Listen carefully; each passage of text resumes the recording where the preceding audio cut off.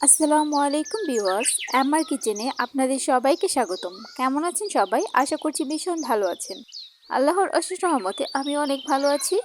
আজকে আমি আপনাদের সঙ্গে আলু, টমেটো ও সিম দিয়ে গুঁড়া মাছ রান্না করে দেখাবো। ভিডিওটি শুরু থেকে শেষ পর্যন্ত দেখবেন। আশা করছি ভিডিওটি ভীষণ ভালো লাগবে। আজকে আমি গুঁড়া মাছ হাত দিয়ে মেখে তারপর বসাবো। তার জন্য আলু কুচি করে কেটে নিয়েছি, সিম কুচি করে কেটে নিয়েছি ও টমেটো কুচি করে কেটে নিয়েছি। এখন ভালো করে ধুয়ে প্যানে দিয়ে দিব কয়েক ফালি কাঁচামরিচ দিয়ে দিব, পেঁয়াজ কুচি দিয়ে দিব। পেঁয়াজটা একটু বেশি দিলে এটা খেতে ভীষণ ভালো লাগে। এখন মাছ দিয়ে দিব। মাছগুলো আমি আগেই ধুয়ে পরিষ্কার করে নিয়েছি। তারপর হাফ চা চামচ থেকে একটু বেশি হলুদের গুঁড়ো দিয়ে দিব, 1 চা চামচ পরিমাণ মরিচের গুঁড়ো দিয়ে দিব, হাফ চা চামচ পরিমাণ সজের গুঁড়ো দিয়ে দিব, স্বাদ মতো লবণ দিয়ে দিব। তারপর তেল দিয়ে দিব। তেলের পরিমাণটা একটু বাড়িয়ে দিবেন, এতে করে খেতে ভালো লাগবে। গুঁড়া মাছে তেলের পরিমাণটা একটু বেশি হলে খেতে ভীষণ ভালো লাগে। তারপর হাতের সাহায্যে ভালোভাবে মেখে নিব। দেখতেই পাচ্ছেন কিভাবে মেখে নিচ্ছি।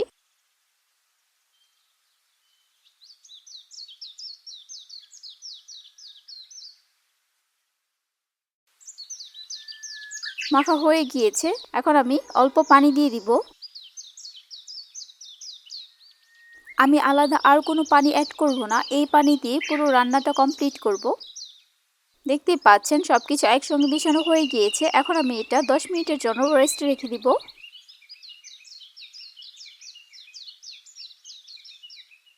10 মিনিট পর এটা আমি চুলায় বসিয়ে দিব।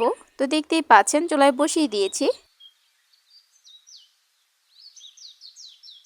গুঁড়া মাছের এই তরকারিটা অতিরিক্ত নাড়া যাবে না, এতে করে মাছগুলো ভেঙে যাবে। তো আমি একটু পর পর ঢাকনাটা খুলে দেখছি, তারপর আলতো করে নেড়ে দিচ্ছি। অতিরিক্ত নাড়া যাবে না, আমি এই একবারই নেড়ে দিব। আমি আলাদা আর কোনো পানি অ্যাড করব না। আমি আগে যে পানিটুকু দিয়েছি সেই পানি দিয়ে পুরো রান্নাটা কমপ্লিট করব।